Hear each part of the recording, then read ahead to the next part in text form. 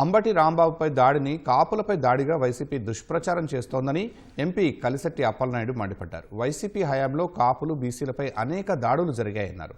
కాపు corporation పెట్టి వారి చిరకాల స్వప్నం నెరవేర్చిన ఘనత తెలుగుదేశం పార్టీదన్నారు.